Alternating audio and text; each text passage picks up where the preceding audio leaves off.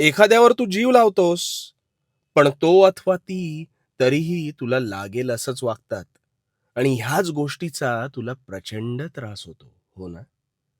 चल, ह्यावर तुला योग्य मार्ग दाखवतो. मला सांग, एखाद्याने कसं वागावं अथवा वागू नये हे तुझ्या हातात आहे का? नाही ना. तरीही त्याने तुला अपेक्षित पद्धतीनेच वागावं असा तुझा एक मानस असतो. आता मुळात हे योग्य आहे का? मुळीच नाही. लहानपणापासून तू एक म्हण ऐकत आलायस, स्वभावाला औषध नसते. मग तरीही तू त्या स्वभावावर मलमपट्टी करायला जातोस आणि ह्यावर औषध नाही हेच विसरतोस. इथे समोरच्याची नाही, तुझी मानसिकता बदलण्याची गरज आहे. इच्छा, आकांक्षा आणि अपेक्षांचं ओझं हे तुझ्या स्वतःसाठी बाळग रे, दुसऱ्यांसाठी नाही. आणि म्हणून तुला त्रास होतो. आता समज तुला एखादं टाळं उघडायचंय आणि त्या टाळ्याची चावी न लावता तू दुसरीच चावी लावून ते टाळं उघडण्याचा प्रयत्न करतोयस.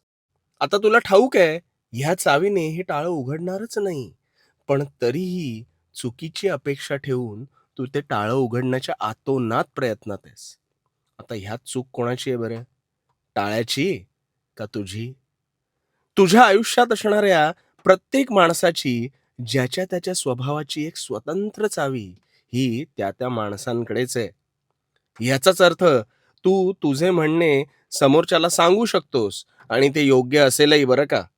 पण प्रत्येक वेळेस ते समोरच्याला पटेलच असा आग्रह कधीही धरू नकोस आणि तो धरतोस म्हणून तुला त्रास होतो. अरे स्वतः प्रामाणिक राहा. स्वतःची बाजू मांडण्यात काहीच गैर नाही. पण अपेक्षा ठेवू नकोस. त्यामुळे तुला कधीच त्रास होणार नाही. आणि हो, भिवू नकोस. भिवू नकोस कारण मी तुझ्या पाठीशी आहे. भिवू नकोस. मी तुझ्या पाठीशी आहे.